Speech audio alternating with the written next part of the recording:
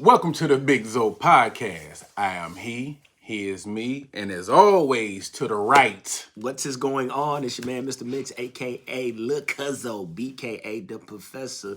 The one and only, because there's only one. What's happening? What's going on? How y'all doing? How y'all feeling out there in whatever land? I wish it was Neverland, because apparently that's where it seemed to be safe at. Yeah, man. But what's going on, man? I like what you did there. Yeah. I like what you did Hey, man.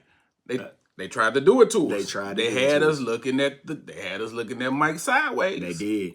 They did. Come to find out, Mike was saving. Mike was who he said he was. He was Peter Pan in it. Picture that. Yeah. He was who he said he was. Yeah, they tried to and do it to us. And they didn't like him because he was who he said he was. They tried to do it to us, dog. They tried to do it to us. Yeah. Anyway, what's going on, man? Man, can't call it. I might spoil it, man. I ain't doing nothing. If I had your hands, I'd cut mine off. Man, them old man. Yeah. Look, ain't nothing like an old man phrase to make your day a little better. At all. We'll get into a few things, man, because it's so much going on. Man, it's so much the going internet on. is internetting, brother. Yeah, it's so much going on. Yes, sir. First, let's start with first of all, shout out to Clarissa Shields. Shout out to Clarissa Shields. Undisputed champ, undefeated.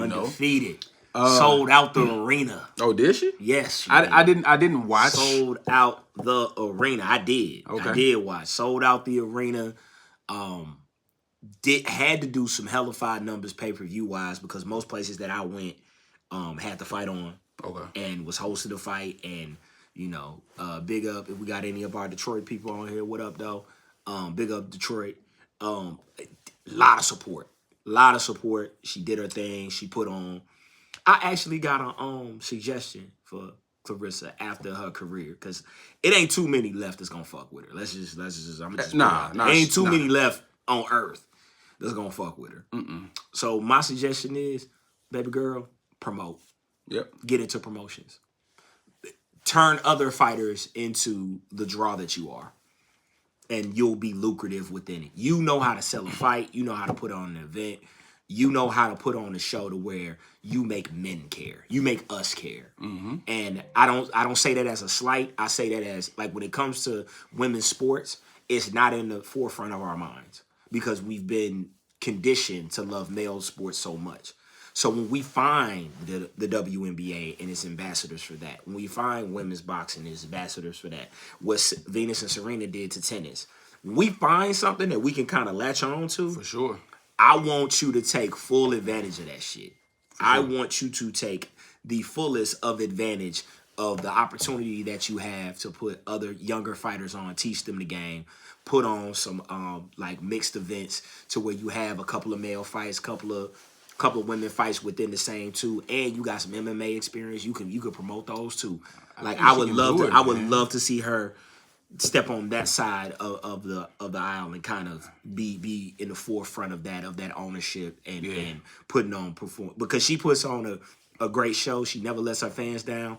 If nothing, they're always entertaining. Mm-hmm. That 10 rounds was entertaining. The thing that I love about women's boxing a little bit over the men is they just bang.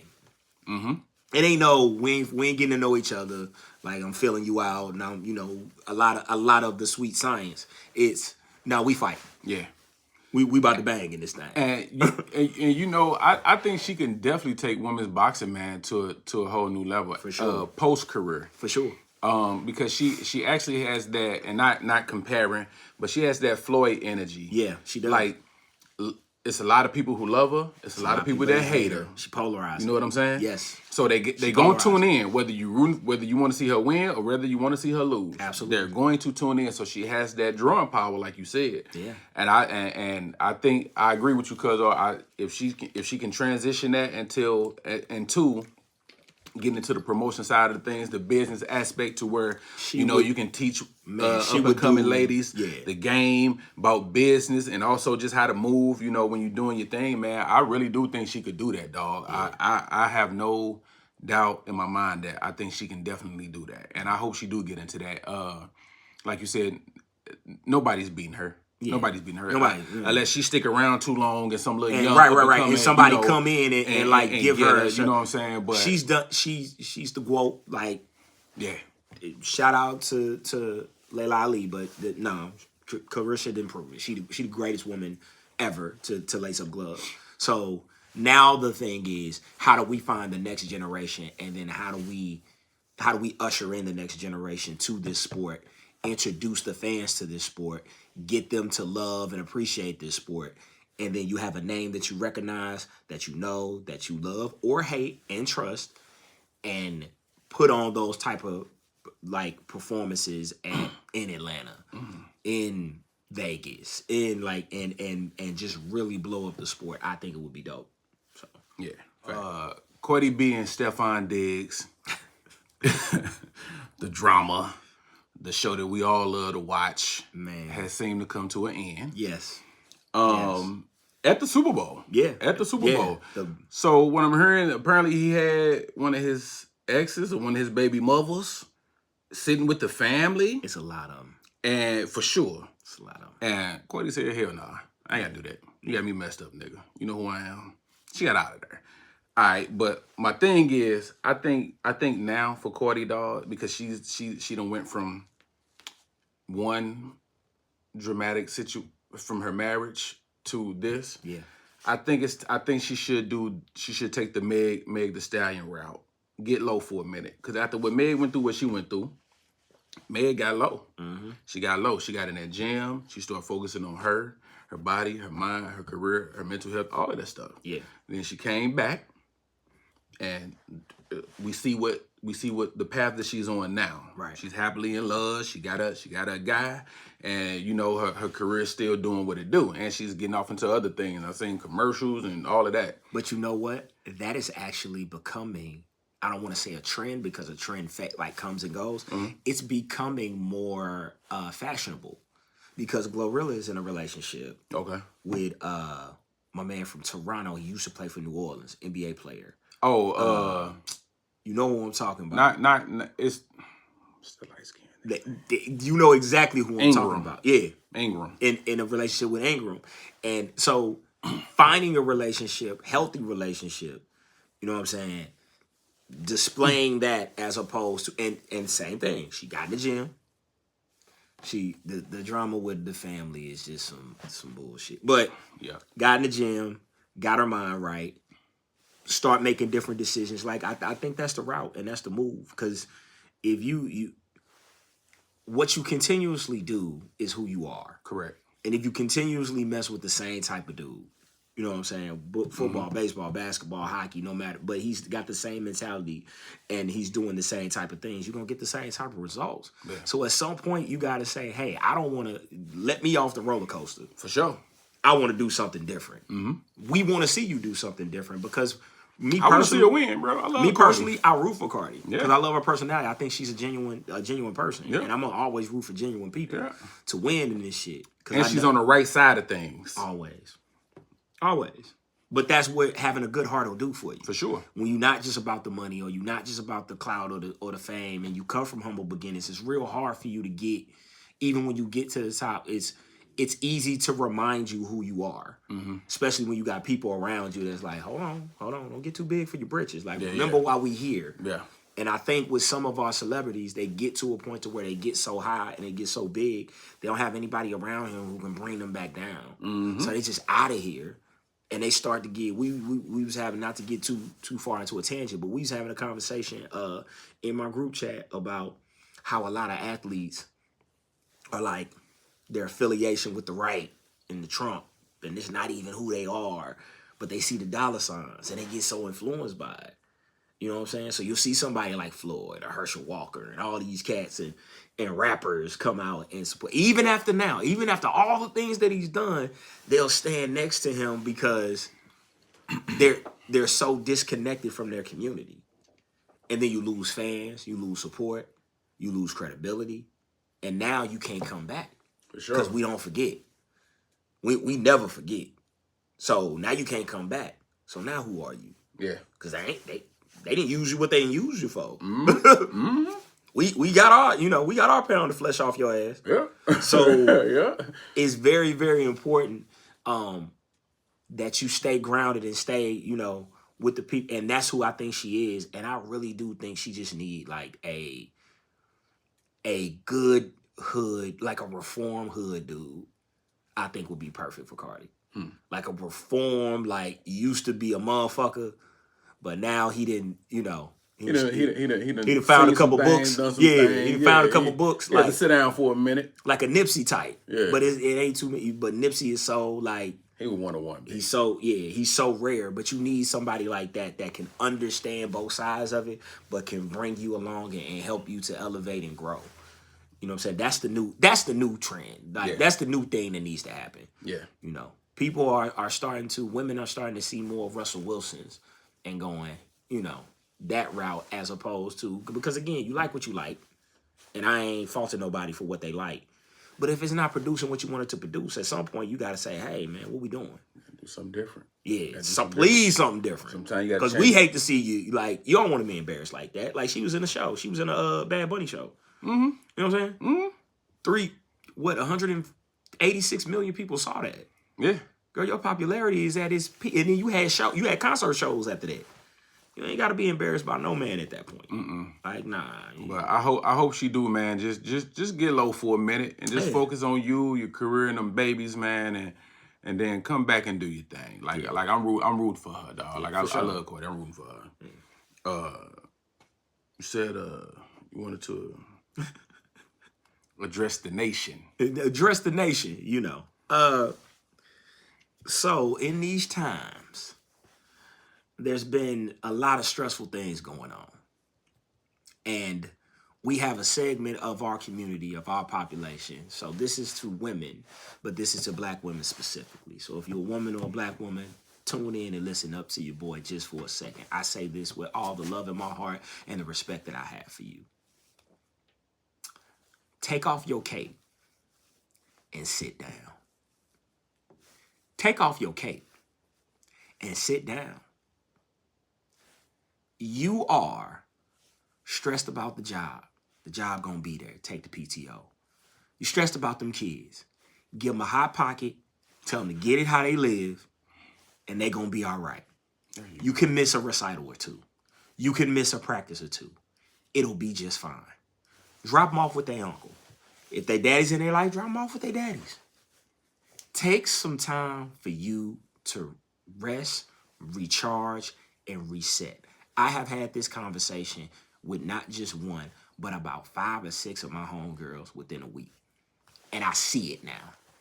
I see how y'all have stepped up to, in a lot of ways, save us from ourselves, from a societal standpoint and from an individual standpoint. But if you don't rest and you don't reset and recharge, then you're not going to have the strength when we really need you, because we love and we care about you and we really, really need you. But a lot of y'all are running on fumes because you go to everybody's birthday party. You go to every recital. You don't miss a day of work. You at church on Sunday. You're volunteering on the usher board. You at every brunch after that. Like, at some point, you got to prioritize you, your wellness, your healing, your rest. Your rest. So that means if you got to turn off the phone, because y'all be in them comments getting them together. Thank you. But keep your righteous mind. Sit down. I mean this with all of, sit the fuck down, okay? Sit the fuck down, all right? And if you see your homegirl is all over the place, sit her down. Hey, give me the kids. Drop the kids off with me. Go do something. Go do anything that has nothing to do. And when I say sit down, I mean do nothing. I mean do nothing. I don't mean think about the job. I don't mean think about when you come back. I don't mean plan your birth. Nothing.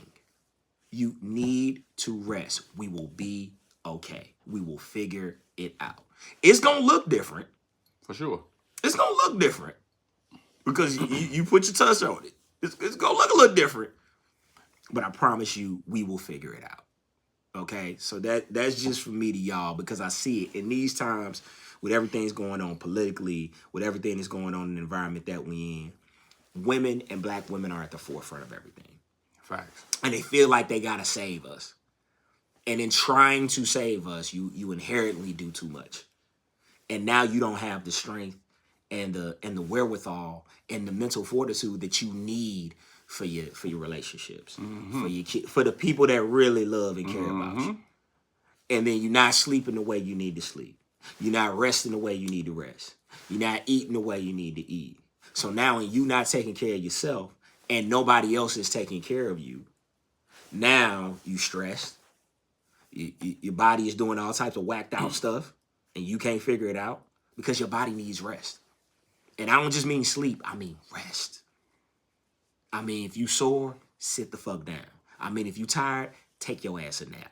I mean, if this job has gotten on your last everlasting fucking nerve and you gonna cuss that bitch out the next time you go to, the next time she send an email, I'ma let her have it, take a day off. Please. Please, y'all. Please, please, please, please.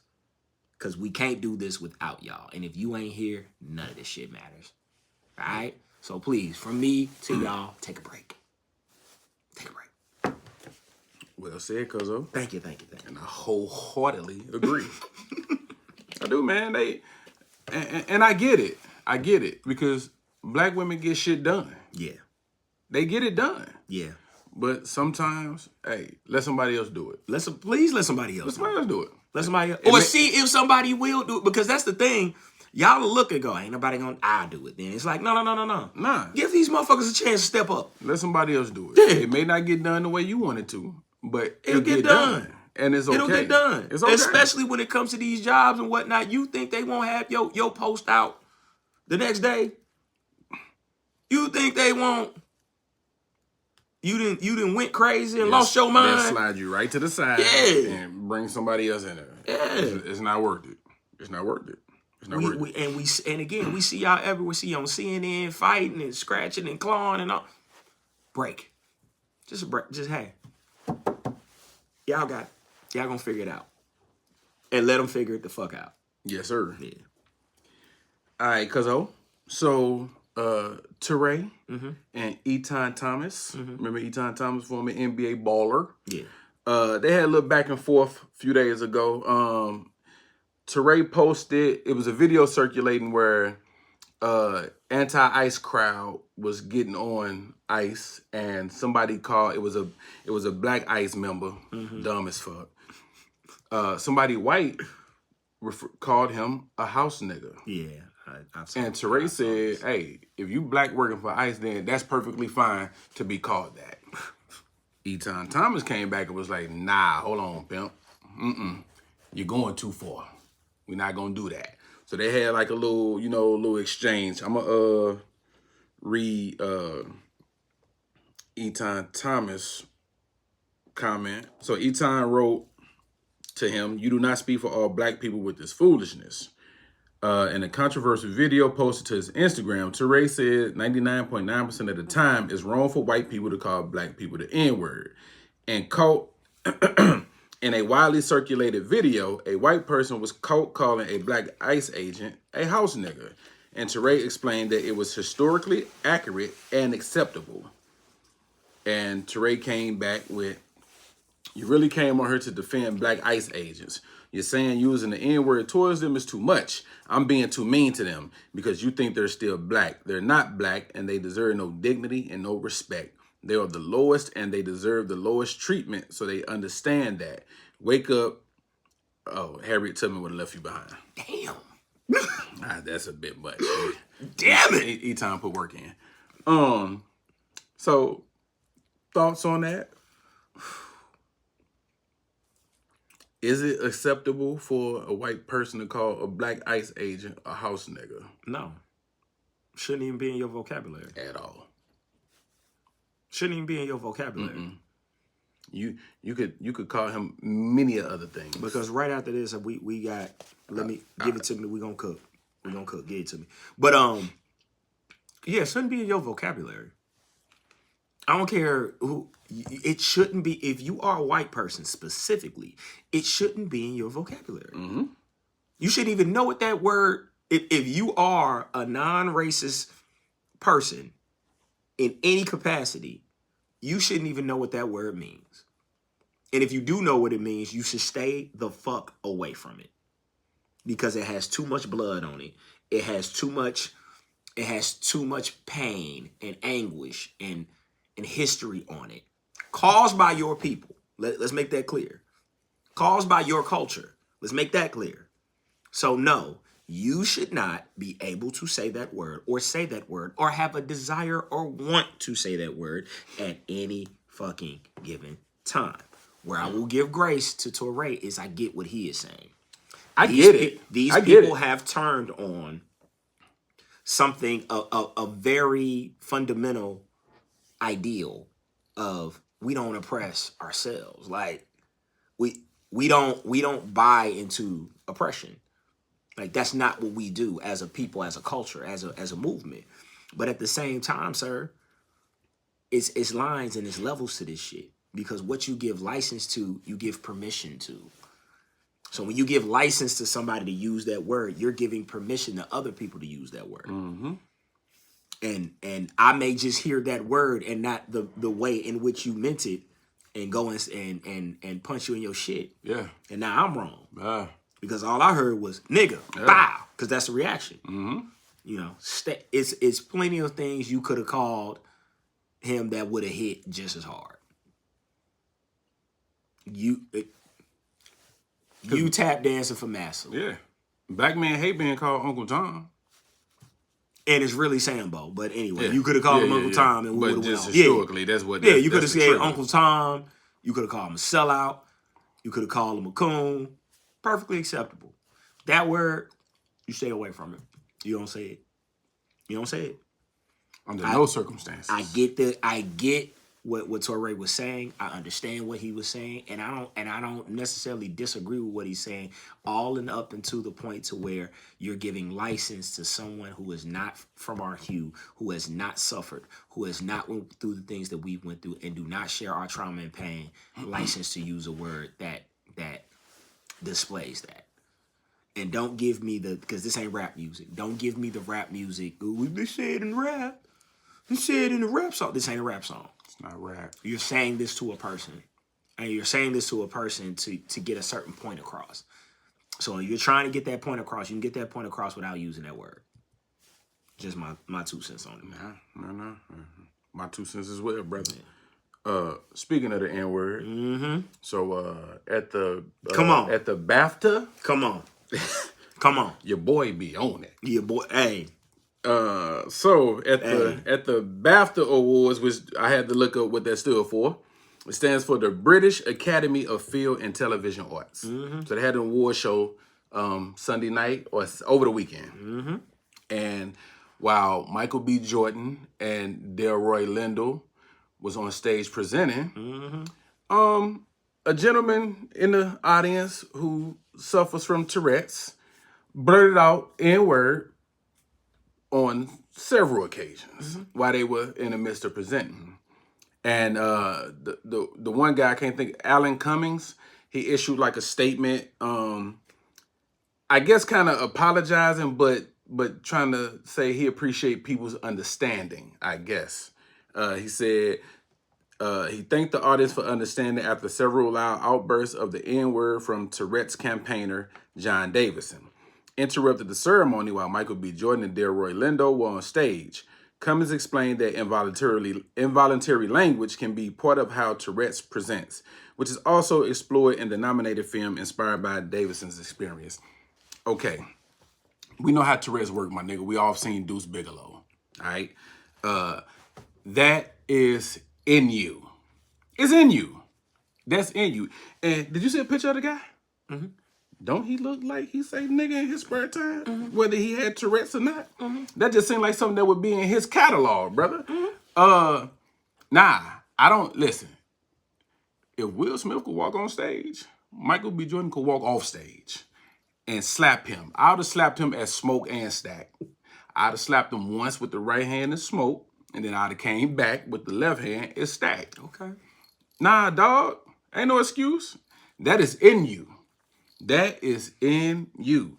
I ain't never seen nobody with Tourette's just blurt that out. When two black people are When two- presented.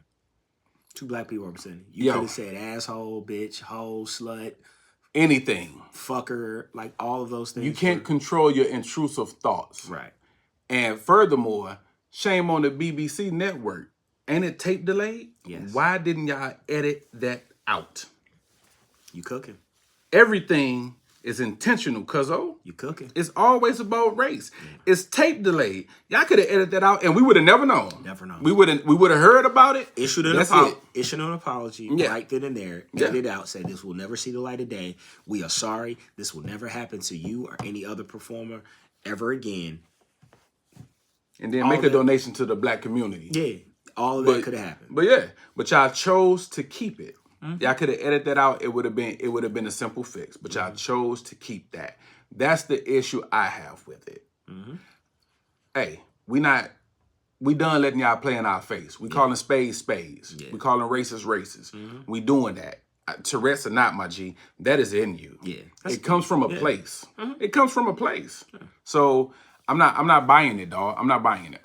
And it's a shame that we still have to go through that, dog. Michael B. Jordan and Delroy Lindo are legends. All right? They deserve the utmost respect. Yes. The work that they have put in throughout their careers is almost second to none, dog. They have phenomenal bodies of work. Yes. They have been in important projects, not just entertainment, but they have done important projects that are important to our community and to our history, dog. Yes. They deserve better than that. BBC, shame on y'all. Shame on y'all. Shame on y'all. Y'all could have edited that out, man. Shame on y'all. Shame. But I have one thing. I have one thing. If you are a medical professional and you are watching this, I have one question. And if someone can give me a medical answer for this, I would greatly appreciate it. How is it possible that you can have dementia but still remember to be racist? How is it possible that you can have Tourette's but still remember the word nigga? How is it possible that you can have a low blood sugar event and be facing coma or seizure, but still be able to be mean and unruly to black doctors and nurses? Just how? Just how can something be a medical condition that you cannot control, which I 1000% agree with, understand, and I get. But I also need to understand and get this aspect of it, that no matter what the condition is, you motherfuckers never forget that you don't like niggas. that you don't forget. You can't Weirdly, you can't remember that that's your grandbaby. Yeah. But you can remember that you don't like this nigga over here. yeah, that's a nigger. What? Yeah. What? Damn, sir. What? How did that? Yeah. That's still in you? Didn't forget that, huh? Boy, Yeah. I don't know my bank account, but that jigaboo over there. What the fuck is? How? So that's it. Medical professionals, do your thing. Nurse prosecutor, doctor, psychologist, psychiatrist, whoever you are. If you see this, send it to them. Just a question. And dog, I be seeing like the caretakers, man, when they be having like the elderly patients, dog. That's exactly what I'm referring to. And they be That's exactly what I'm racial referring slurs to. and doing all that. That's exactly what I'm referring to. And I'm trying to Dad help doesn't know you. any better. Nah. Yeah, he does. Yeah, he do. Yeah, he do. Yeah, he does. I take your little oxygen tank cord and I squeeze them together. Don't play with me. Don't play with me. It's over, cuz I'm done. Dog, I'm fed up, bitch. I just need to know that. I just need to know how that's possible. I just need to know you can't remember nothing. But you can remember to be racist. But fuck them niggas, though. Yeah. What? That would stand the test of time. What we doing, cuz? What we doing? doing, man? Yo, I'm so over Earth, brother. I'm done, man. I am done. So, man. again, anybody see this? Just if you can give me an intelligent answer to that question, I'll take All right, cuz also, young woman is blowing up the internet with this whole hoes versus good girls talk. Yeah. So she was saying how, Cookie. well, it was a clip that floated around that she used to illustrate her point. Where this lady was talking about how the hoes have ruined it for the good girls who have done everything by the book, who have done everything right, and to deserve a special kind of treatment. Yeah. But the hoes have ruined it for the good girls. Yeah. And so this young lady, I'm not putting a label on her. I don't know what her lifestyle is. Right. But she came on the scene and she was like, nah. That's cap, baby girl. You good girls have did it to yourself. Because y'all have took on the persona of the hoes, the demeanor of the hoes, the language of the hoes, the characteristics of the hoes, but still want good girl treatment. And she was like, it don't work like that. And for those who ain't seen the clip, we will have a clip in this segment because we definitely clipping this shit. Yeah. But because of you know, She was cooked. Like, when she said it, I wanted to disagree. I was like, she cooking. Yeah. Because it is, look, body autonomy, sexual liberation and all that stuff, I'm a fan of. I don't think you should be labeled anything for exploring your sexuality, for how you choose to represent yourself. It is your body, it's your choice. You do what you do. Here's the thing to where I kind of step in and go, if you have an expectation of a certain type of treatment, or if you have an expectation of a certain type of respect level that you demand or you feel as if you should get from a person, that directly ties to how you present yourself. Period. It directly ties to how you present yourself. If you present yourself in a very disrespectful way, in any way, and when I use the word respect, my definition of respect is to hold in high regard. If you don't hold yourself in high regard and you don't present yourself in a high regard, it's really hard. Now, people shouldn't do it, but it's really hard for people to hold you in a high regard when you don't hold yourself in one. So what I hear from a lot of the good women is, I'm a good girl. I don't do the shit that these hoes do. But proximity is a thing. Proximity is a thing. I'll give you the flip, the inverse of the situation. If every nigga that you saw me around beat the fuck out of women, all of them, first place ass whipping champs. Every girl you see them with got 2 black eyes, not 1, 2. I told her twice. Twice. I don't want to laugh at that because I won't do that. What would you think of me? Just outside looking in. You probably would think either I'm okay with it or it don't bother me that much. Like, your proximity to what you stand next to is a representation as an adult of what you either allow or what you approve of. So, again, that lifestyle is that lifestyle. If you say you don't approve of it, though, that's the point.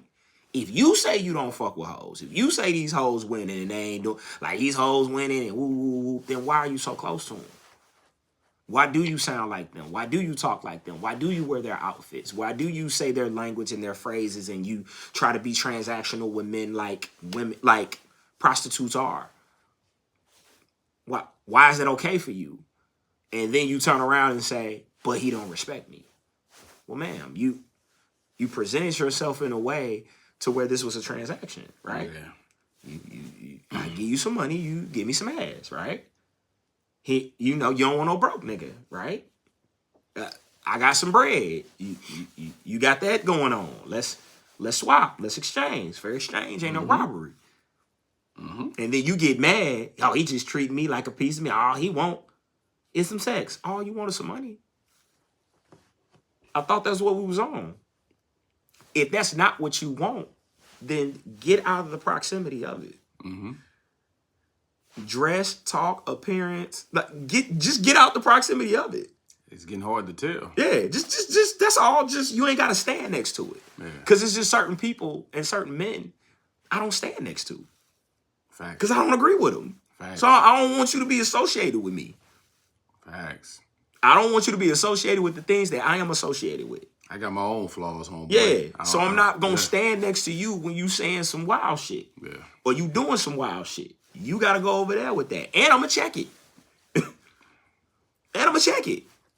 I ain't going to do it in front of y'all, but I'm going to set them to the side and we going to have that conversation man to man. I'm going to check it. And then if we can't see eye to eye, we going to handle it how we handle it. Mm-hmm. Whether that's, hey, I'm going to go my way, you go your way, or you feel the type of way about it and you need 5 minutes. Like, we going to do what we do on that, on some grown man shit. But for my ladies, I don't want it to be a slut-shaming conversation or a what you do with your body conversation. It's your body. It's your thing. Do what you want to do. Shake it how you want to shake it. You want to make you some money, you want to have OnlyFans, do that. But be true to that. Stand on that. I know women that'll be like, I'm a hoe. I'm a hoe. I'm not a lady. I'm a hoe. Like, it's what I do. And it's respected. Because you ain't lying to me or yourself. Yeah. But if you saying, nah, I would never. She cooked, dog. Well, then you need to wear a sign and say that shit. Yeah, she cooked. Because it kind of looked like you would. If you twerking on a bar with no drawers on. Yeah. Like, Yo, I look. she just having fun. Is she? Look, I sent it to my homegirl. She was like, man, as much as I wanted to disagree with her, she said that was hard. Promise you. She said it was hard to listen to. She said, because she right. She said the part that I struggled with though was the dressing, because you know she liked to dress it up, whatever. Mm-hmm. But she was like, she cooked, and and we've lost the line of class. Like we've lost it. Oh, it's definitely we lost the line of class. We lost it. The line became too blurred. Like we lost it because there is a way to be completely covered and be sexy as fuck. There's a way to show like to me the whole point of sex appeal is for it to be subtle. Mm-hmm. It's not supposed to be overt. It's supposed to be some shit that you catch. Mm-hmm. It's supposed to be the way the heel is shaped. It's supposed to be maybe where the dress is at that shows enough, but not too much. Mm-hmm. It is in the cut of the top that don't gotta be just pasties. It can just be a low top that's flattering to your figure. It can be clothes that fit you and are in your section. I said what I said, and you got what I said. Word. And you got what I said. Ladies, you know what I'm talking about. Word. You know the ladies that are out here that are wearing clothes that are not in their section. It ain't no disrespect. We just that are wearing clothes that are not in their section on purpose to garner a certain amount of attention. So when you get that attention, you can't complain about the attention that you garnered. You wanted that. Now, if you don't want it, then you have an opportunity to not now. Also the other line, because fellas, I don't want you to use this as no fucking license. Please. No means no. And whatever she ain't with, she ain't with. I don't care how she dressed. She ain't with it, she ain't with it. Yeah. If it's a no, it's a no. The way they dress is not consent, my G. It's not a form. If it's a no, it's a no. It's a no. Because it's point blank period. It's been very much to where because I don't police how women dress because I ain't a woman, so I ain't got shit to do with me. But it's been plenty of time where I've been out with friends, significant others, whatever, and they've had on some shit. And a nigga couldn't get a second look. So if that meant that you were supposed to be able to get her, you can't. So now what? So what does that mean? Yeah. Yeah. So what does that mean? That you can't get her, you can't pull her. Bro, they ain't got shit to do with shit. Cause I seen motherfuckers that's butt naked not fuck nobody. I seen motherfuckers with a turtleneck on give the whole hood smash. Get loose. So Yeah. But that's gonna ruffle a lot of feathers, cuz it is, but but we gotta start having intelligent conversations. Yeah. And I think that's what we're moving into. And having more nuanced conversations because a lot of this stuff ain't black and white. And what I mean, what we mean by nuanced conversations is that you can have different perspectives and degrees of levels of this. Like, you don't have to say, I completely disagree and you shouldn't do this or you should do that. It can be, I can see both points. And let's discuss both points. Like, it don't have to be like, if it's this, then it's this, or if it's that, then it's no. It's gray all in between there. Let's be grown folks and let's have some real conversations and let's talk to each other so we can get some understanding. Mm-hmm. Now, you're going to have your outliers. You're going to have people that's just completely wrong, and please stay the fuck away from them. Please. I'm leaving you to your own devices because you're going to fall down or fall off a cliff some goddamn where when you say the dumb shit that you say. Word. And they shall remain nameless, but you know who the fuck I'm talking about. Yeah. And usually it's the older niggas that continue to disappoint me. But they'll say some wild shit, and you just got to ignore it. You just got to keep scrolling. Like, you can't give it any energy or attention because it's stupid. Mm-hmm. But the things to where we're really honestly trying to get an understanding for each other, talk to your male friends, your spouse, your significant others about that to see if we can find some commonality and common ground. Because a lot of times it's just misunderstanding. Yeah. And once we understand each other, then it's cool. We good. And then we just got to be honest. Hey, baby, I'm tricking. That's what I'm doing. I got some money. You got the goods. Yeah. Let's talk. Yeah. And on the lady side, hey, I'm not, sir.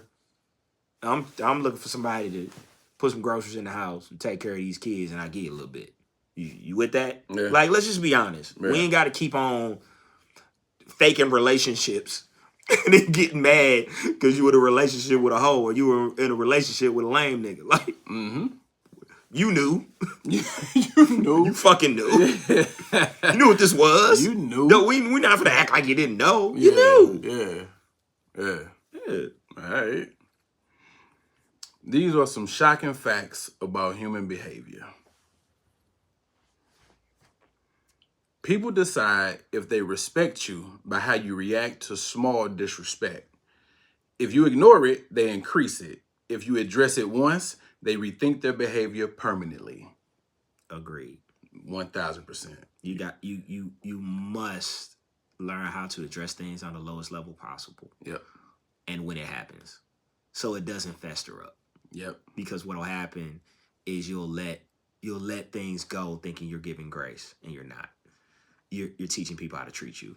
And don't teach them, don't certain things, even though it's small, you let them know that there is going to lead to something that I'm not going to like in the future. So we're just going to nip that in the bud today. You have to. We're just going to nip it in the bud today. And that's with business. Yeah. That's with friendships. Yeah. That's with relationships. Yeah. That's with everything, man. You have to address things. Now, you don't want to. Everything shouldn't be an argument. No. But if you feel some type of offense from something, you are well within your right to address that, because a little disrespect can turn into big disrespect. All day. And if you let it linger for too long, then it becomes like the norm. Yep. And then when you finally have had enough and you decide to address it, then it's like, now you acting different, you acting funny, because it wasn't a problem. We've always been doing this. We always play like that. So we always say this about each other. Yeah. And what, to your great point to add to it, it's so much easier when you're not upset. Facts. It's so much easier when it's like, hey, because tone is everything. I know you didn't mean it that way, but could you not say this to me? Or could you not, because I interpret it as this. Could you not, put your hands on me like that? Could you not touch me like that? Or could you not, do this or do that or whatever it is? If you can address it when you're at your lowest level of like calm, it'll go off a lot smoother than when you get to the point to where you got one more motherfucking time. Then exactly. We went too far. Exactly. Most people don't want the truth. They want comfort. When you speak the truth, some resist because it threatens their identity. This is why honesty often feels lonely. Yes. And why honesty needs to have kindness attached to it. I say honesty without kindness is still cruel. Because we'll rely on the fact that I told you the truth, but you told it to me in a way that I wasn't going to receive it. You said it with anger. You said it with malice. You said it with no care. You said it with no caress to it. It was no finesse. It was nothing. You just said it and you didn't care how I received it. The whole point of communication is for me to say it so you can receive it. Otherwise, we would speak different languages. The whole point of communication is for me to say it so you received it. If I say it and you don't receive it, then I didn't communicate that well. And I need to communicate that better. And you can always check me on the way that I communicate it to you. Again, to you. If you're talking to me, then I can critique how you talk to me. How you talk to other people is no business of mine. I can note it. I can note it. For sure. I can, hey, see you talk to that motherfucker crazy. Okay. Yeah. All right. Yeah. But the minute that comes around here, then we checking that. Immediately. We don't do that here. Immediately. We don't do that here. Yeah. Yeah. And we're gonna do it in a way that's kind, that's not angry or shit to the way to where we can get along after. Yeah, so where we can get along after. Yeah. Because really a good check-in is just, it's almost playful. I said something on my group chat. And it's small, but they checked me on it. And I was like, man, life got hands, bro. Life be beat my ass. They was like, hold on, bro. We know you. If life got hands, you done gave it a standing 8 count. Like you done came out the corner. Yeah. You done came out the corner and they been like, God damn, this nigga ain't failed yet. Yeah. Like, don't stay down. Man, don't sell yourself short. Like, you just out here, like life just out here whooping your ass and you not fighting back, bro. We know what you've been through. We know what you've gone through. We know the things that you overcome. Don't speak about yourself that way because we don't allow you to speak that way. Like, that is you checking somebody. Yeah. That is, I'm not comfortable with this, but I'm going to tell you why I'm not comfortable with this. Yeah. That's all. It should always be out of love. Because checking don't always have to bruise your ego. No. If it's really a good, it should help you. Yeah, absolutely. It should 1,000% help you. Absolutely. Yo, absolutely. That wasn't the move, man. That wasn't the move. I know what you was trying to do. That wasn't the move. Yeah. Man, you right. Checked, done, we move forward. But when that ego gets bruised, then we on one. You always. Yeah. Yeah, you gotta get out your fifis and you gotta put on your big girl panties or your big boy draws, and you gotta take the truth, especially when it's coming from somebody you love in a loving way. You gotta take that truth, do what you need to do with it, and then you need to change, because change doesn't have to take 3 weeks. It don't have to take 3 months. It can be immediate. It can be immediate. Right. It can be you seeing that something didn't go the way they were supposed to go, and you seeing that something's wrong, and then you change it. Mm-hmm. No ego, no nothing. But that only happens if you're mature enough to kind of go through it. Facts. Yeah. The brain remembers negative experiences faster than positive ones. Yes. One bad moment can erase months of good impressions. Yes. This is why consistency matters more than intensity. Nothing could be further from the truth, Cuzzo. That is so. No, I'm sorry, I said that wrong. That's accurate. That's big facts, because yo, you could 100 yes, that one no will wipe out 100 of them yeses, dog. And that's all we remember is the time you told me no. Not the you 100 didn't yeses. let me get my way. Not the time that you've been spoiling me this whole time. But there's no, nah, we can't have that, because why you telling me no? Yeah. And people fall out over that. People fall out over that. People fall out over that. But that last line, this is why consistency matters more than intensity. Yo, that intensity keeps us clouded. Keeps us clouded and keep us not focusing on what we need to focus on. Because that intensity is more so like in the moment. I'm going to save somebody's relationship with these two things. The first is, I went to a leadership school. Won't say for what organization, but it's a top 50 company, because I was in leadership in this company. They said it takes 7 positives to erase 1 negative. It takes 7 positives to erase 1 negative in the human brain. So 7 good things for you to say 1 negative thing or perceived negative thing. So you have to be that conscious and thoughtful on how you speak about your partner and speak about the people in relationships. You got to be that intentional about being positive so you can critique. Because I always say, if you don't put your arm around me, you can't tell me what's wrong. If you don't love me, fuck your critique. Yeah. Because I don't care because you don't love me. Mm-hmm.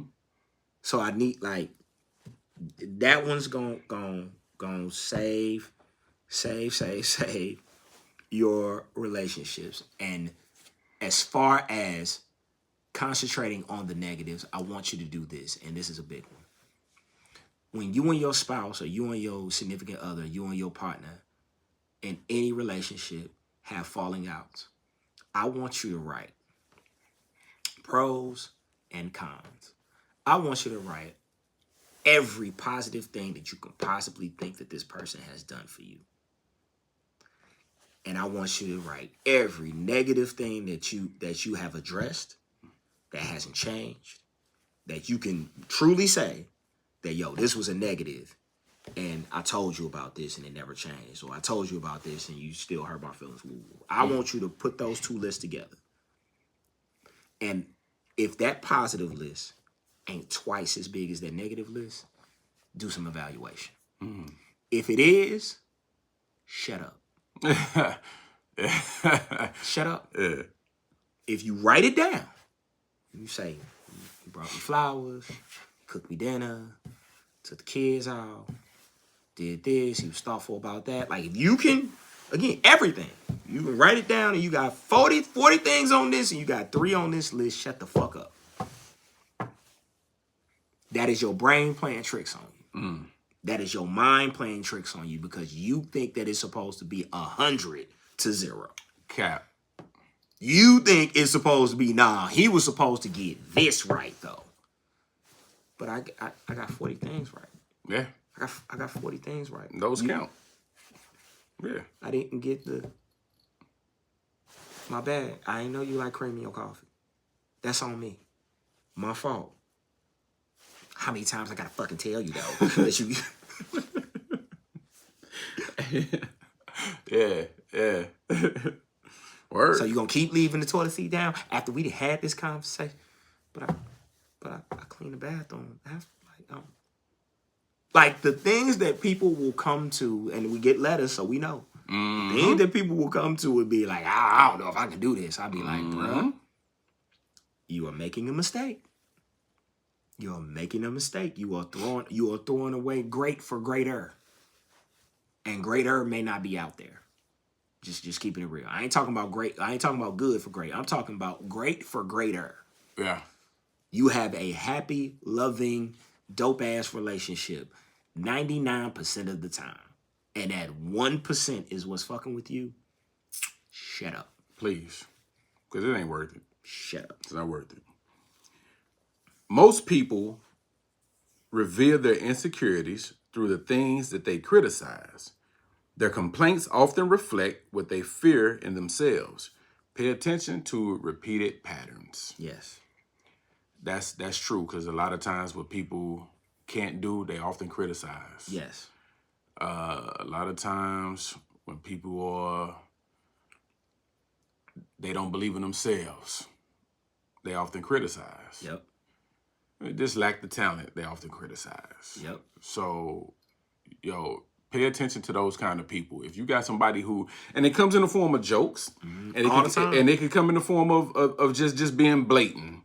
But pay attention to those people, man. Whenever you're trying to get some motion going on, create a little traffic for your life and do things different, and there's always someone talking about, why you doing that? Or I wouldn't do that. You wouldn't do that because you can't do that. That's one. Pay attention, man, because sometimes your biggest haters be the ones closest to you.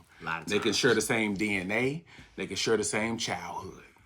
It means nothing. Sometimes your biggest haters are the people that are standing very next to you. It's the people that you're sleeping with. It's the people that you work with. It's the people that you grew up with. It's not always somebody that you don't know. It's rare that a stranger hates you. They don't know you. You don't know you. And then if you look at a lot of success, What does the success come from? Strangers, people you don't know. So pay attention to that. Everybody don't support you. Just because they look at you, they hang with you every day, don't mean that they support and rock with you.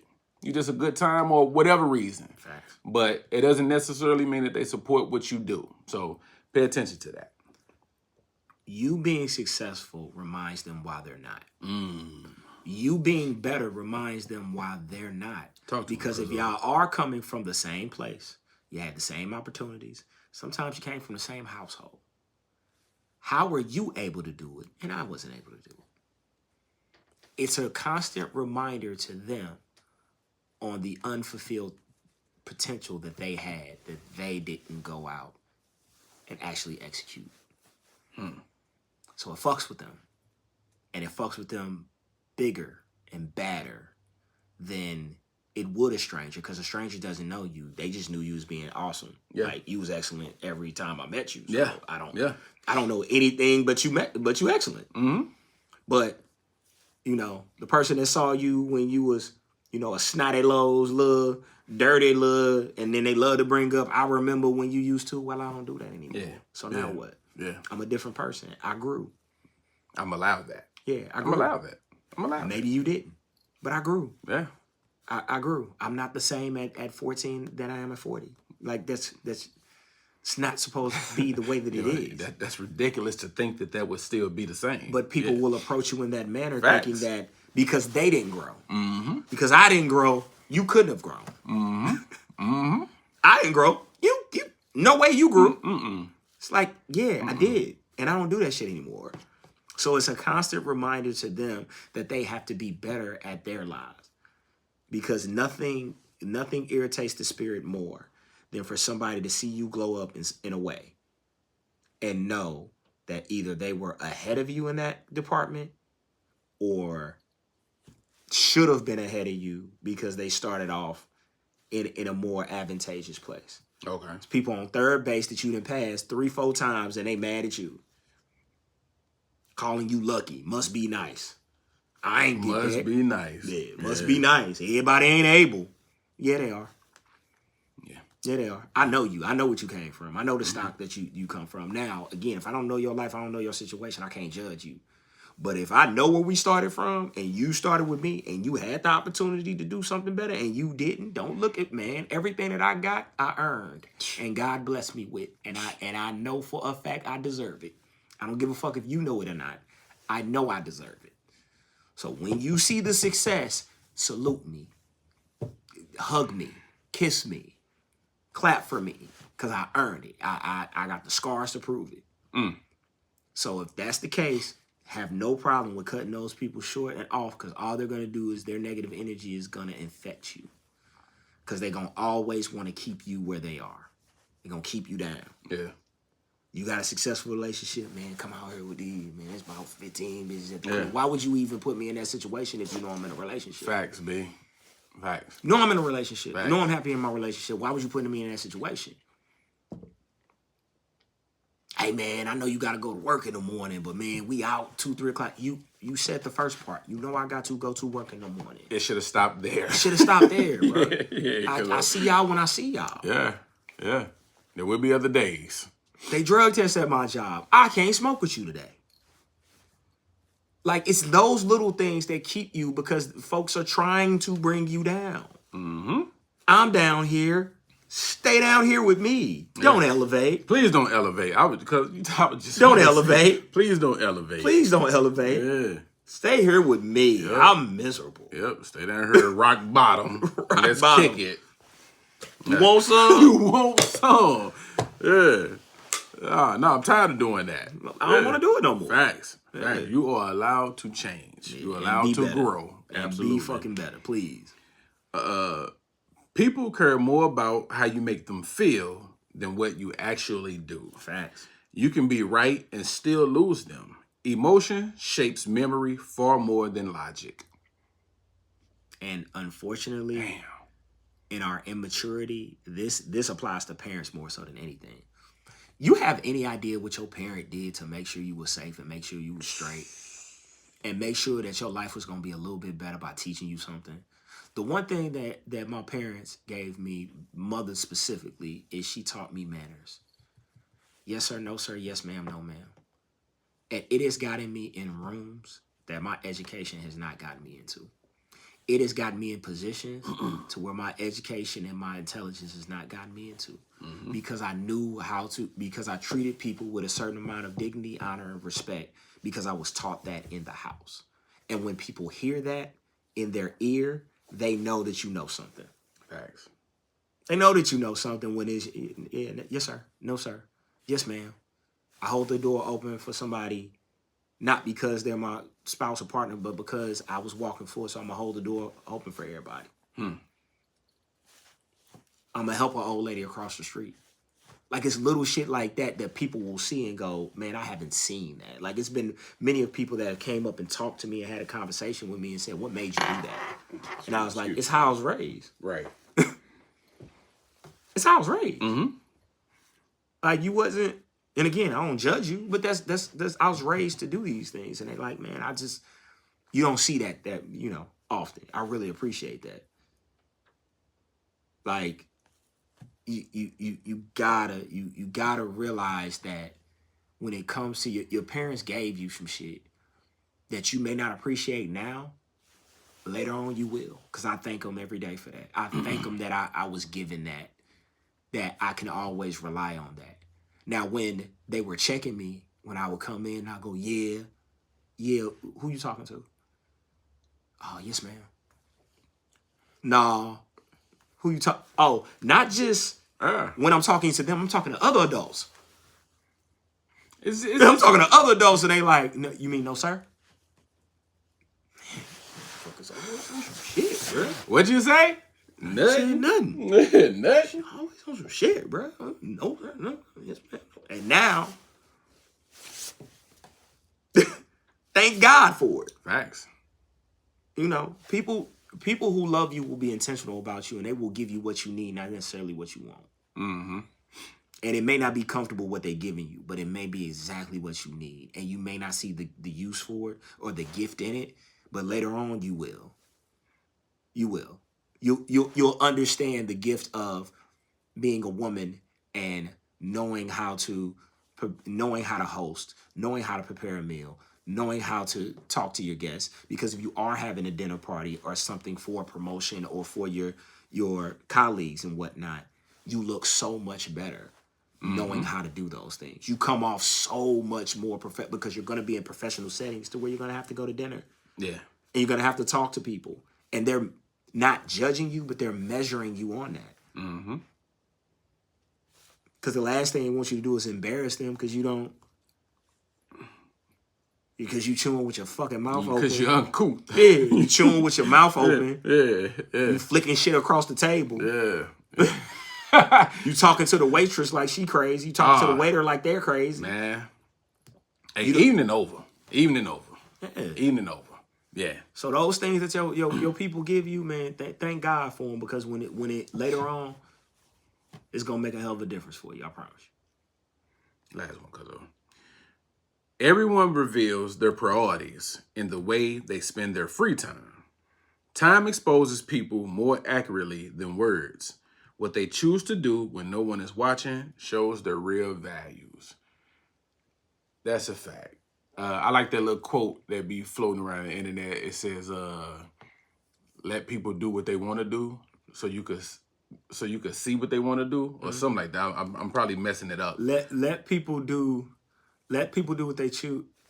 Yeah, I think it's let people do what they choose to do so you see what they want to do. But it's something to that effect. If we fucking it up, get it right in the comments, damn it. Basically what it means is let people make their own decisions and do what they want to do so you can see who they really are. Hey, pay attention to how people treat you when there's nothing in it for them. Pay attention to how people treat you when there's no benefit or nothing to gain from them interacting with you. Come on. If the only time that they're giving you attention is when they're trying to get something from you, it's not authentic. It's not authentic. A man or woman, we can do relationship. A man or woman should be able to come around a certain person that you're interested in and it not be about anything. But just trying to spend some time with you. I just want to talk to you. I miss you. I just want to hang with you for a little bit. I ain't trying to get nothing from you, but just a little bit of your time. Yeah. If the only time they playing you close is when they trying to be up under you and want you on top of them, yo, you know what that is. It's fraudulent. It's fraudulent. What that is. It's fraudulent. Or 'tis the season. 'Tis the season. It's tax season. If he pops up out of nowhere, cause it hit. Don't you get that nigga 200 to flip. He's not gonna flip it. He's not gonna flip it. He's not gonna flip it. I promise you, he not gonna flip that shit. You're gonna be 200 short. That's all it's gonna is. You're gonna be 200 short with nothing to show for it, but an attitude. That nigga know when that shit gonna hit. He looking at the IRS website. He said for earned income credit. Yeah. Yeah. Sheila. Yeah. Yeah. Start making plans with your money. Yeah. Man, I figure we take the kids out the shop. Yeah. You know. Is that what you figured? Yeah, that's what I figured. You know, we do a little shopping, then a little something after that. Maybe take a trip or something. Something. Go eat at a little restaurant you normally don't eat at. Yeah. You know. Plans with your bread. Huh? Yeah. April 3rd. Nigga gone. Letter time. Goes, hey y'all, I'm writing because I'm conflicted and honestly a little scared. I've been in a relationship for about 8 months now. He's a good man, consistent, calm, intentional. The kind of man you pray for after you've lived a little too loud. And that's kind of the problem. Ooh. I have a past, a very active one. Ooh. And before anybody jumps me, no, I'm not living like that anymore. I've slowed down, I've healed, I've grown. I'm not proud of everything I did, but I'm not ashamed of who I am today either. The issue is my past keeps popping up, literally. Every time we're out, restaurant, lounge, grocery store, it feels like I always run into somebody I know. Not everybody I've known has been sexual, but if I'm being honest, there's usually been some level of intimacy there. A moment, a phase, a situation. And every time it happens, I can see it on my man's face. It's subtle. He doesn't explode. He doesn't embarrass me, but his energy shifts for a second. Then he pulls it back together like an adult. And that almost makes it worse because I know he's processing. We've talked about our past. He knows I'm more experienced than he is. He swears it doesn't bother him until it's standing right in front of us, smiling, saying, hey. That's when my anxiety kicks in. I start wondering if he's looking at me differently, if respect is quietly slipping away, if I'm slowly being put in a box I fought hard to climb out of, because I've been there before. I've been with men who said they accepted my past, but eventually used it against me, treated me like I was disposable, like my body was public property just because it once was. And that feeling, it stays with you. So my question is, how do I make a good man comfortable with a past that no longer exists? How do I reassure him without over-explaining? How do I stand firm in who I am now without constantly apologizing for who I used to be? And how do I protect myself from being reduced to old versions of me I no longer recognize? I don't want to hide and I don't want to lie. And I don't want to be punished for growth. I just want to be loved where I am, not judged where I've been. Signed, a woman who's changed but still gets haunted by chapters she's already closed. Woo! It's a good letter. It's a great letter. It's a great letter. So this woman has a past. Yes, she does. She used to be a thotty. And she's no longer, she's reformed. She's reformed. And again, like we talked about a few minutes ago, you are allowed to grow. You are allowed to change. Amen.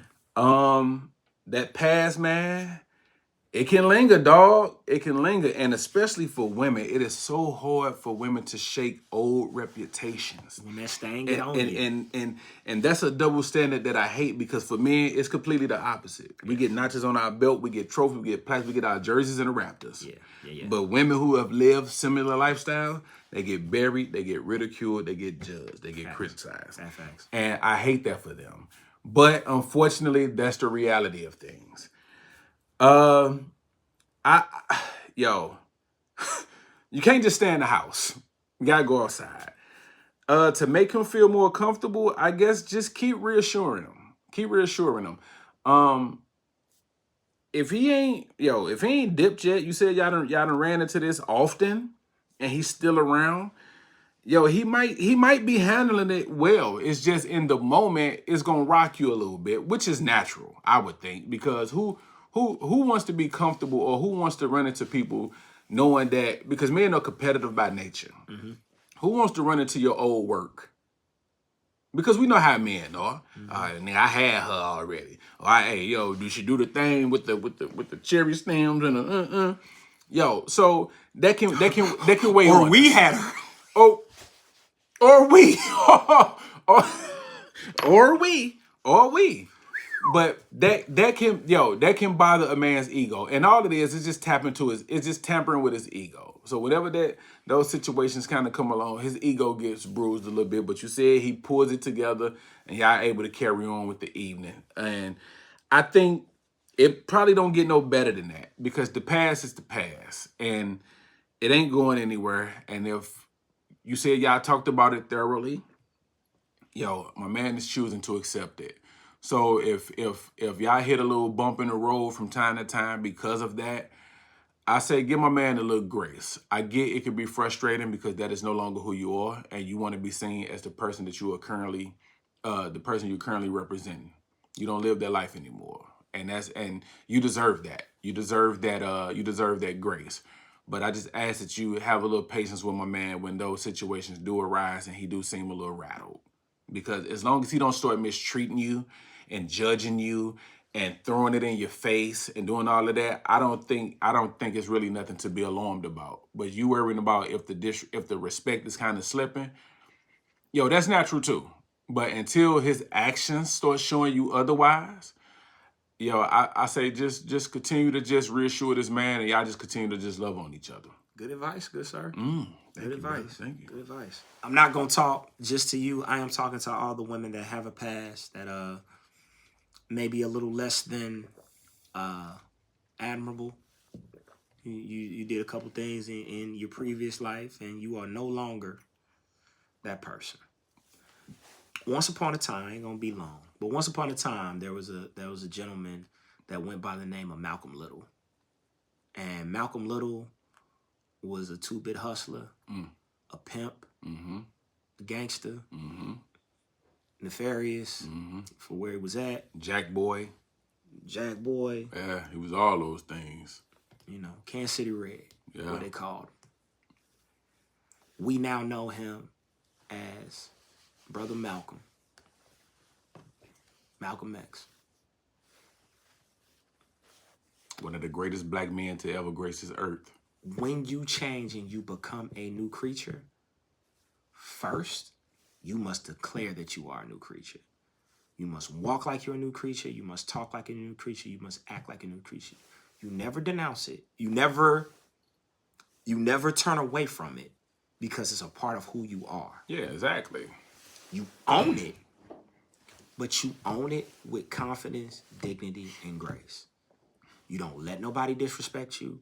You hold your head up high, because who I was is no longer who I am. So you have to walk in that strongly. You have to strongly walk into, this is who I am and what I did, and I am no longer that. And your actions are the only thing that he can watch to be able to see that. So if you used to move a certain way, you can't move that way no more. You used to talk to these men in a certain way, you can't talk to them like that no more. They can't talk to you the way that they used to talk to you. They can't bring up old nicknames.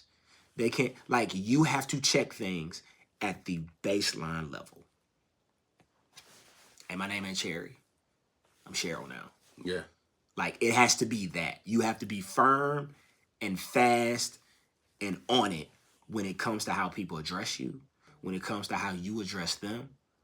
Because everybody, every saint was a sinner. So don't ever let them make you feel bad for transitioning into something else, because that's what life is about. It's about evolution. We all started off as something else. But the thing is, when somebody tries to bring up your past to demote you or to bring you down, you have to let them know positively in the present, this is who I am now. Right. I am no longer that. And you have to be bold and very, very confident within it. He will see that and he'll follow suit.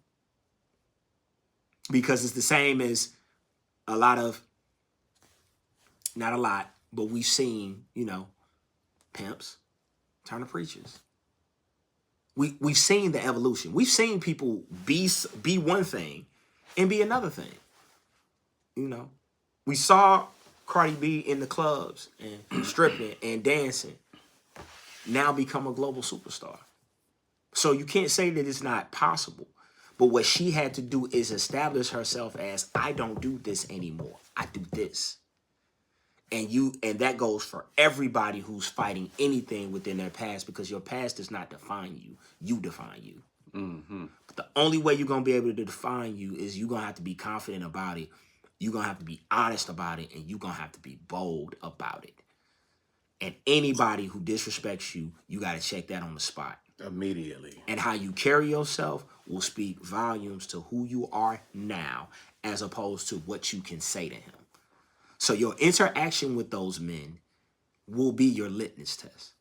How do you interact with them when they come up to you and they, are you holding your man? Are you next to your man? Are you allowing your man to maybe speak on your behalf? Or you just saying, hey, this is a person that I used to know, such and such. Hey, nice to see you. Keep that conversation brief and move the fuck on. Because what do we need to talk about if we're not talking about what's going on right now? Correct. If we ain't talking about what's going on right now, what the fuck we got to talk about? Correct. And honestly, because a little thing about me, I don't like people talk about the past all the time, though. Me neither. It kind of bothers me. I ain't mean to cut you off. That's the real, bruh. Because like I was thinking that woman, Jay-Z man. line. If you want my old shit, go buy my old albums. Yeah, man. I don't like it. Like, go buy my old albums if that's what you want. Whenever we link up, all we talking about is what we used to do and how it used to be. Like, I don't want to do that all the time, dog. It's cool. No. It's cool for the nostalgia aspect of it from time to time.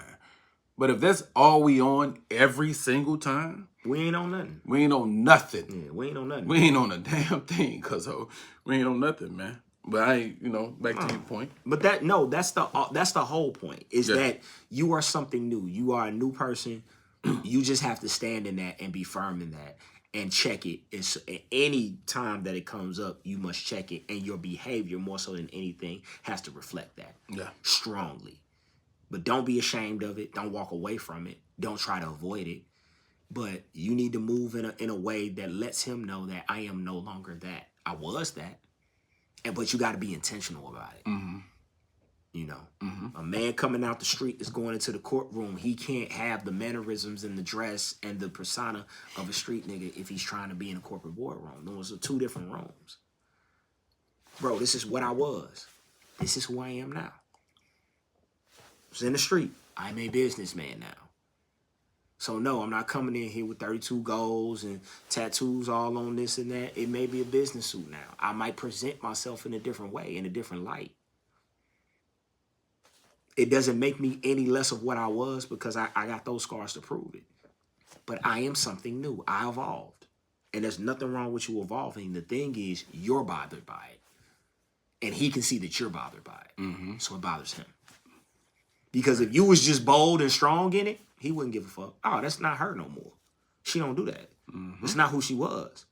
She understood what made her, and that's another thing. That's the really important thing in this. You got to understand what triggered the trauma to make you act in that manner. To make you not value yourself. To make you, just friendly coochie. Yeah. You got to figure that out. Then once you figure that out, you got to attack that. Then once you attack that, then we know. We know when you were something and you ain't that no more. Mm. We know. We know when we can try hey, you still, and you kind of with the shit because you think it's cool, as opposed to don't disrespect me like that. Don't ever talk to me like that. Because I don't do that no more. And they definitely don't do that shit in front of my man. Yeah.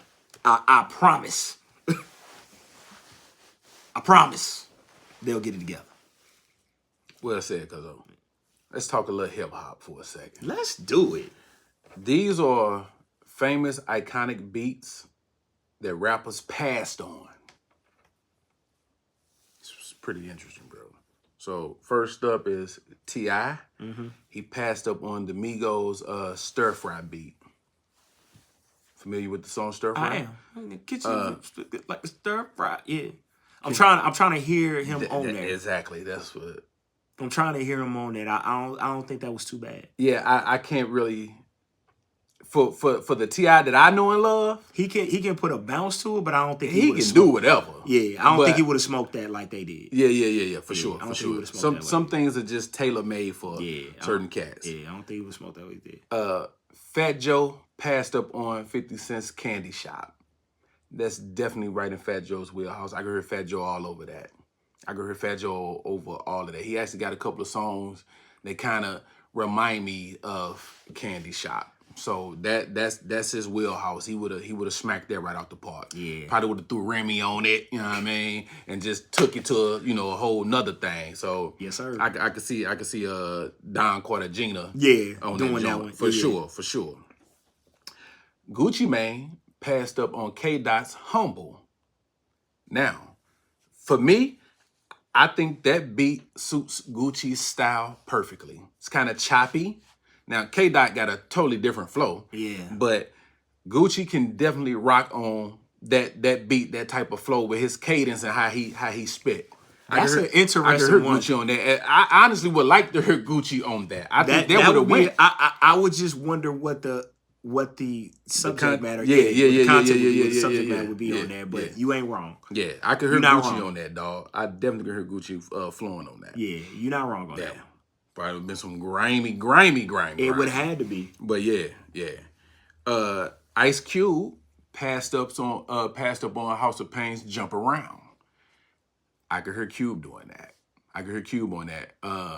Cube, to me, Cube shines on those kind of beats, man, with the Wicked and Burn, Hollywood Burn. Like Cube kind of, I don't know, he flourished on them kind of like wild tracks, dog, where you mosh pit music, if you will. Like I could see Cube on that. He would attack that aggressively. For sure. He would attack that aggressively. For sure. I'm still waiting on the one that I'm thinking, but keep going. Jay-Z passed up on half of your favorite rapper duo. Clips. The Clips is my favorite group of all time. Of all time. And Pusha's your favorite individual joint. Yeah. Pusha's in my top 5 individual. That's fire. Yeah. He passed up on Mr. Me Too. Definitely. With Jay-Z and Pharrell. Anything that Push does is you can put Jay-Z on. Anything that Push does, you can put Jay-Z on. I agree. Anything that you put Push on, you can put Jay-Z on. Not because they're the same type of rappers, because they understand. They're rap nerds like I love.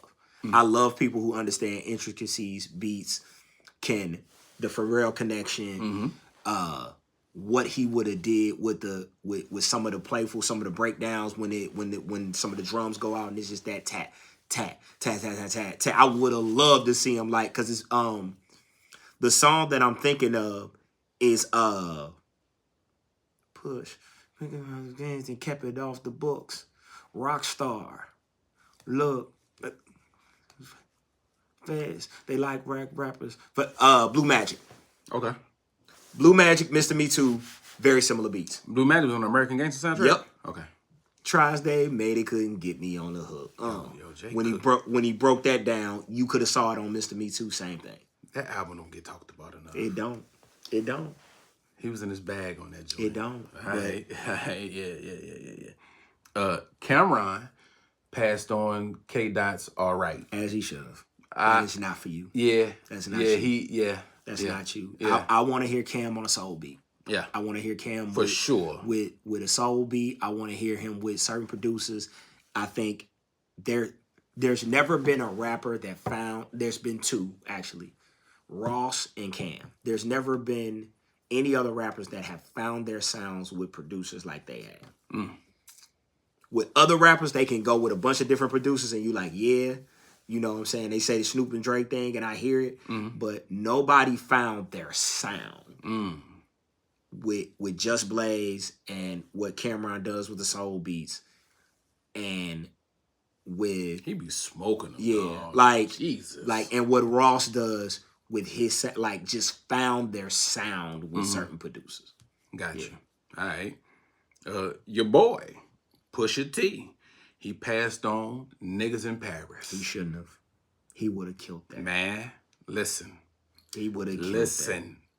Out of all the classic, he would have killed that. out of all the classic songs and classic verses he have, he would have killed that. Would have been right there in that catalog, killed brother. that. Oh my God. We were robbed, Cuzzo. We was robbed. We was robbed. He would have smoked that shit. Yeah, for sure. He would have smoked Oh my that Lord. shit. Yeah. Nas passed on 50 Cent's Mini Man. Now, let me just say, Damn, Nas. there's nothing Nas can't do.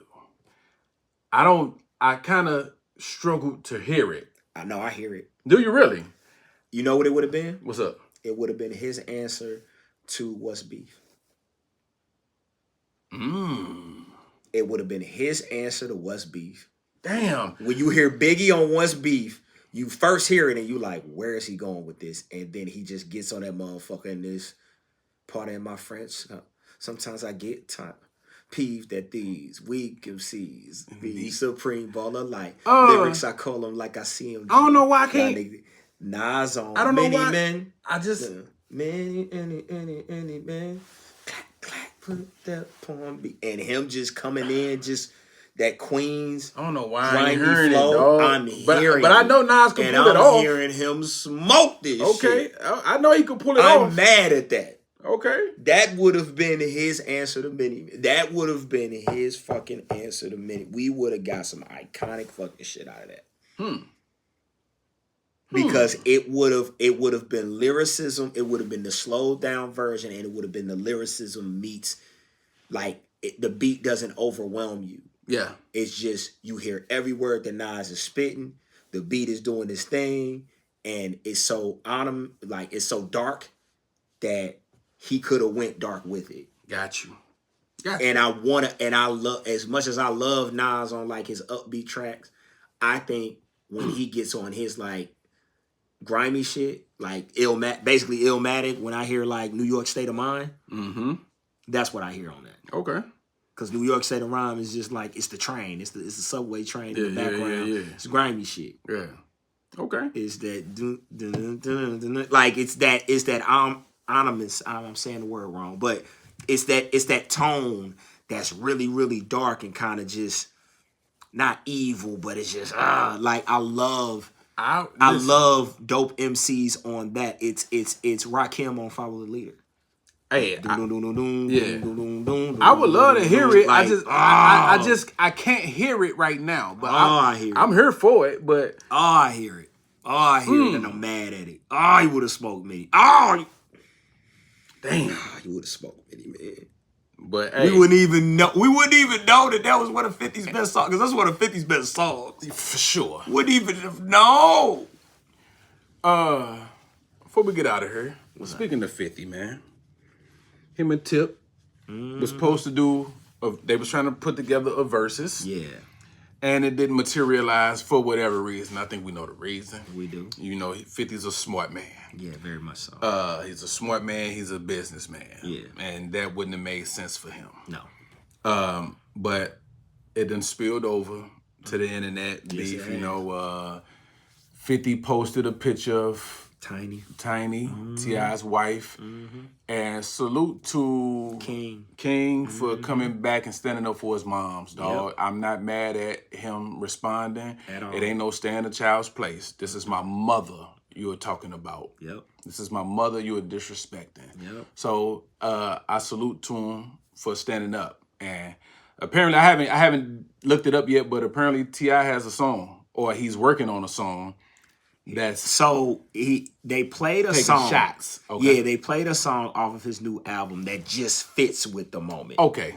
It just fits with. It just goes perfect. But there's no proof that there's no proof that was to 50. Okay. But they saying it was to 50 because it sounds like it's a battle record. Basically. Okay. And now I saw T.I. respond and said, "Look, we can do this. Hey, we can do this lyrical war. We can go to lyrical war. I'm gonna be honest with you. Again, 50's a smart man. Very smart. I don't think there's a beat that Drake can give him that will help him win this lyrical back and forth. No. Tip is one of the best to do it. I don't think he get enough credit. Another one in my top 5. For sure. I don't think he get enough credit for his lyrical abilities. I get the Southern drawl and, you know, the beats and all that, but Tip get busy. He gets busy on any beat. I don't think I've ever heard like a whack or a subpar or a mediocre Tip verse. I think anything, whether it's a feature or it's his joint, he spazzes. Killing shit. He spazzes. Killing shit. He spazzes. Killing shit. I remember when I first heard, I saw that, you heard the song with Tech Nine featuring Tip, The Bible. When I first, and it's old, I was like, yo, before I heard it, I'm like, I don't think I'm going to like that because Tech Nine going to smoke him. Until. Let me show you what it's about. I said, oh, hey, hats off, brother. Let me put a little bit more respect on your name because Tech Nine will embarrass you on the track. Yeah. He will embarrass you. Many a MC didn't fail. Come on, dog. Come on. Tech. That's KC's finest. Yeah. Many MC. And Tip was like, nah, I'm right here stride for stride. And I was like, yo, that's when I was like, all right, he one of them ones. He one of them ones. Yeah. But I hope it just stays here. It needs to. Because for one, yo, we too old for that. Yeah. Just keep it on wax or either just leave it alone. Just leave it alone, man. But I just think, yo, you can't talk about people's wife, man. Disciplined gangsters, no women, no children. Yeah, man. We gotta what a code. Keep it out of there, man. Like if no women, no if you got beef with me, say what you want about me. Yeah. Say what you want. I can handle me. Yeah. But don't talk about my wife, dog. Yeah. Because that can go somewhere else. And I get it. Ain't nobody no punks in this situation. Ain't no cowards, ain't no scary cats. But we know where it can go. Yeah. We know the possibilities. That's why men interact and behave around each other in a certain kind of way. Because of that fear of the next level. Yo, we both got a lot going on. We both got people to take care of. We got a lot of people that rely on us. Yep. Yo, let's not do this. Please. Because one wrong mistake, one act of out of emotion, one fatal, catastrophic incident can change this whole thing, dog, on both sides. Yeah. And now everybody looking crazy. Now people starving out here. People hurting out here. So I hope it just stays on wax or either just leave it alone. Right. I don't want to see it go no further. Yeah. Now I'm all for, hey, as a hip hop head, hey, give me the music. Give me the music all day. But keep it there. Keep it there. I don't think this is a good matchup for 50. I don't think he wants to go record for record with Tip because that's not gonna go well. That's not gonna go the way you think it's gonna go. And I think he's too much in his entertainment and TV bag. I think what he's doing with his shows and what he's doing with his universe. Yeah. Man, do that. You can't knock the hustle. Yeah, do that. Yeah. Like Fab them came at him with some freestyles and whatnot, and smartly he stayed out of that. Yeah, because Fab is one of them ones to where if Fab is coming at you and you're not ready for it, don't get in it.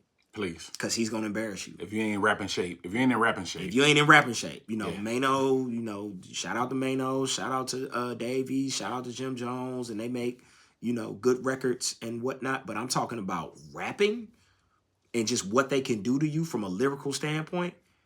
You don't. Fab ain't one of them that you want to play with at all. So when Fab did that freestyle and everybody was talking about that freestyle, 50 was like, no. I'm gonna keep making these jokes. Yeah. Now I'm not finna get in the boot and have you tear me to shreds. No, sir. So keep it on wax. If not, leave it alone. T.I. can still rap his ass off. Yeah. And I don't think he's the person that you want to go against. And I'm a little biased on that, but sue me. It is what it is. So J. Cole released a project, The Fall Off. It finally dropped. Yes, it did. We all been waiting on it, anticipating what he's going to say, what he's going to talk about, and just, the way it's going to go. There are no CDs anymore, but it's a double album. It's a double album. Yes, it is. Top to bottom, dog, I think this is probably I don't have any skips. I don't have any skips. Now I have some that are like my favorites and all of that, but I don't. It hasn't been, and I've listened to it over and over and over. Okay. There's not a song where I'm like, I don't want to hear that, and then I go. I can rock with all of them, but then there are the standout joints. You know what I'm saying? Where you know he doing his thing, man. I like I haven't memorized the songs, but certain subject matter, man. I like the way he handled how he addressed, you know, the beef and him, you know, stepping back and choosing not to participate in, you know, what was going on, you know. And again, he's well within his right. But as a hip hop head, did I want to see that? Absolutely. I think you gotta. I Yeah. think you gotta. So that's where I'm at with it. So I think you gotta. He can't get it up off on him? Nope. So because for me, go ahead. the music is just there. Like, he didn't do anything on this album that I didn't expect J. Cole to do. J. Cole is a high level MC, an elite level MC. Top tier. And understands music and can produce and can do, like, Friday Night Lights is one of my favorite projects of all time. I would call it a classic. Forest Hills Drive is a classic. He has classic material. He can rap his ass off. That was never in question. Ever in question. The always now is, what can you do to beat what you've done? So from a creative standpoint, do you give me something that I've never heard before? And a lot of what he gave me, I've heard before. I just haven't heard it from him. Yeah. So super duper dope album. High level MC rap. Like, if you just love hip hop and you want some good music to listen to, that Cole album is for you. Yep. But some of the lines miss me when you talk about how, you know, sharp your blade is, because you had the chance to prove it. See, that didn't bother me. You had the chance. I thought it would, but it didn't bother me, dog. It doesn't necessarily bother me. I mean, but I get what you're saying. But what it does is it just takes a little off of. That's all. Well, takes do a it little then. off of. Yeah, do it then. Yeah, do it then. I get what you're saying. Yeah. Like, if we who? Yeah. We who? Yeah. If you say, hey, Leon, get out of here on this court, I ain't gonna, but you my cousin and I love you and I don't want to get, nigga, we gonna get out here and we gonna get the fuck We at gonna it. compete. Yeah. And we gonna push and shove, and it may get to almost there. We ain't gonna do shit, but it's gonna get almost there. Yeah. But when that game over. And then when the game over, we gonna five, we gonna dap up, and then we gonna go. Because that's what this is. Yeah. Yeah. Kendrick understood that because he's been calling their names. Yeah. Yeah. Yeah. He's called their names Everybody. 3 times. Yeah. Like Candyman. Yeah. Come outside to play. Ain't no big three. It's just me. I'm trying to murder you niggas. Yeah. I got love for y'all all, but I'm trying to murder. I'm trying to be the nigga. Because that's what this is. There can only be one. Highlander. Yeah. So what's up? Let's come outside. Let's do our thing. Yeah. And then when sparring Jay session. calls Nas comes outside. Yeah. When you are one of them ones, or you consider for this era, you're considered that, you gotta come outside. Yeah. Win, lose, or maybe. Damn. You gotta come outside. And again, it doesn't take away from the album is phenomenal. Yeah. And the album probably gonna win some shit depending on what else drops this year. Because as far as production, lyricism, technique, and as far as Cole, got it. The only thing I would take a tick off is the creativity, because I didn't hear anything that I haven't heard before. That's all. That's it. That would be my only critique. Like, Cause he got this one song, his flow, man. I'm gonna have to find it. I ain't never heard him rap like that. It had me in a chokehold, B. I forget I'm gonna have to find that song. Yeah, man, if you find a song, send it to me. Yeah. But for me, because I followed his entire career, because I had some connections to his role, man. Bob Wire, shout out to him. I had some connections to him, so I heard him before he even dropped. So I am a Cole fan. So I'm talking all-terrain music. If you know, you know. All-terrain music. North Carolina, Fayetteville, that's a military town. I know military people in that town. No, I got a different connection to this gentleman. So him being a dope lyricist and a dope MC, nothing takes away from that ever. From to the time he lived to the time he died, that will be his legacy. It's just I wanted to see you push yourself, and that has always been my critique. Push yourself, dog. You're good. You're great, but push yourself. Damn. The greats push themselves. You That's why I love Outkast. Because Outkast, every time I thought Outkast couldn't get no fucking better, they came out and did some shit completely left that they didn't have to try. And it because they were Outkast. And it worked. And we would have loved them regardless. Yep. I remember, shout out to my man Tron from Atlanta. I'm in the military. Tron is from the west side. He's from Decatur. He from the deck. He got goals in his mouth in uniform. I'm from St. Louis. He from Atlanta. So we got that connection. Mm-hmm. The Outkast album drops. Speaker Box Love Below. Mm-hmm. I initially am like, what the fuck is this? Why is Andre 3000 not rapping? And he looks me in my eye with a playful seriousness and says, this is Outkast. We gonna love it. We gonna listen to it until we love it. And that's what the fuck I did. Yeah. And then next thing you know, the next day I was like, that Roses record shit is cold. Fire. I said that Roses record is cold. It's fire. I said I've been singing that shit for 2 days. Ain't too many niggas could say boo boo on the track and it go. I'm just saying, brother. Need a little bit floating. I'm just saying. Rolling really felt like boo ooh ooh ooh. Yeah. Like and then it was no complaints with Speaker Box. Mm-hmm. And it was like, we gonna love this, but they pushed us, and that has been my only critique. Like Cole pushed me, man. Like Kendrick has taken some swings. Yeah, some of them I like, some of them I didn't. But he takes swing. Like my favorite artists take swings, bro. Yeah, they swing, and then they, Jay-Z did an album about financial literacy, like that. That wasn't. You feel me? Push and Clips on this album got the best, the most emotional song. If you ever lost a parent, don't listen to Birds Don't Sing. You will cry. That is not the Clips. There was one reference to cocaine in the song. Just one. I was disappointed. I was like, they gonna find a way to put some coke in there. There you go. Yeah.